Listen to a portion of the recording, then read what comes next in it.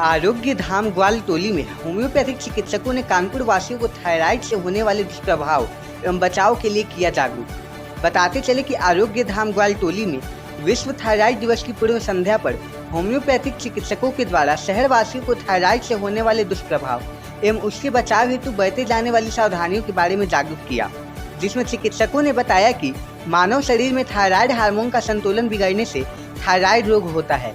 इसका होम्योपैथिक चिकित्सा में संपूर्ण उपचार है।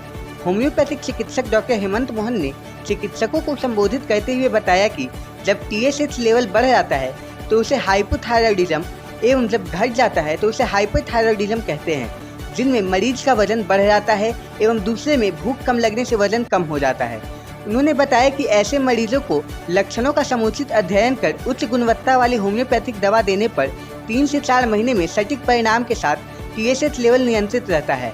वहीं स्त्री रोग विशेषज्ञ डॉक्टर आरती मोहन ने बताया कि जिन महिलाओं में थायराइड के लक्षण पाए जाते हैं उन्हें गर्भधारण करने में अनेकों समस्याएं आती हैं, जिनका होम्योपैथिक में उचित उपचार उपलब्ध है। इस अवसर पर डॉक्टर हेमंत मोहन ने बताया कि व्यक्ति को हर 6 से 8 महीने पर थायराइड पैनल की नियमित रूप से जांच करानी चाहिए तथा उन्हें आयोडीन युक्त नमक का प्रयोग करना चाहिए।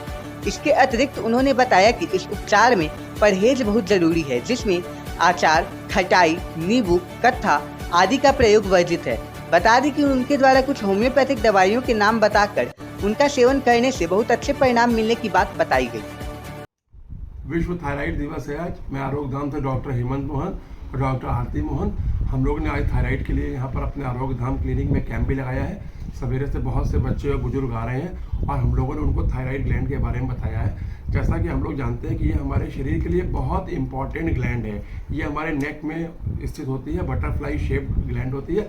ये हमारे शरीर की बहुत सारी मेटाबॉलिक एक्टिविटीज़ को कंट्रोल करती है। एक थायराइड ग्लैंड से जो हार्मोन सिक्रीट होता है उसको थायरॉक्सिन हार्मोन कहते हैं। इसमें 3 प्रकार के हार्मोन होते हैं, T3, T4 और TSH। इस बार का जो थायराइड का जो थीम है वो है ब्लड प्रेशर नियंत्रित करें और दीर्घ आयु पाएं।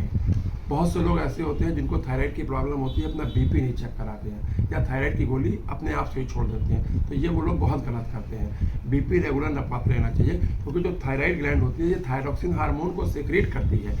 तो ये हार्मोन हमारे शरीर की सारी मेटाबॉलिक एक्टिविटीज़ को रेगुलेट करता है। हमारे शरीर की जितनी भी सेल्स होती हैं उनको काम करने के लिए एनर्जी चाहिए। जैसे हमारा हार्ट हो, हमारा लंग हो, हमारा लीवर हो, हमारी किडनी हो, सबको काम करने के लिए प्रॉपर सब सेल्स को एनर्जी चाहिए होती है और इसके लिए थायराइड ग्लैंड बहुत इंपॉर्टेंट रोल प्ले करती है।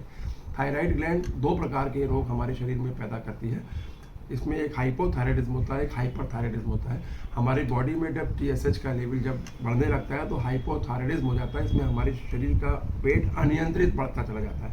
और हाइपरथायराइडिज्म में क्या होता है, TSH लेवल घट जाता है और हमारा वेट भी घटने लगता है। तो हमको इसमें आयोडीन युक्त नमक का सेवन करना चाहिए।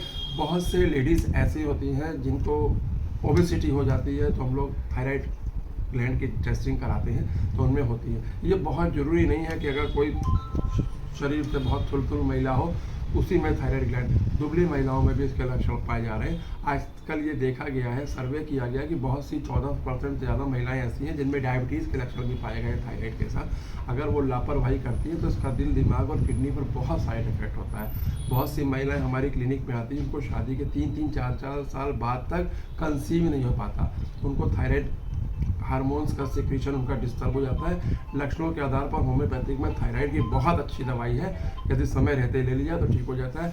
छोटे बच्चों में भी थायराइड ग्लैंड के केसेस आ रहे हैं, बच्चे बहुत ज़्यादा मोटे हो जाते हैं, तो हम लोग अपनी होम्योपैथिक दवाइयाँ देते हैं। लक्षणों के आधार पर प्रॉपर काउंसलिंग करनी चाहिए। हम समझते हैं कि बहुत अच्छा रेगुलेट हो जाता है। बहुत से केसेस ऐसे हैं, बहुत से पेशेंट रेडियोथेरेपी कराते हैं, जैसे किसी को लैरिंग्स में कैंसर हो गया या थायराइड ग्लैंड में कैंसर हो गया या थ्रोट में कैंसर हो गया, उसकी वजह से भी हमारा थायराइड हार्मोन गड़बड़ कर जाता है और TSH लेवल बढ़ जाता है।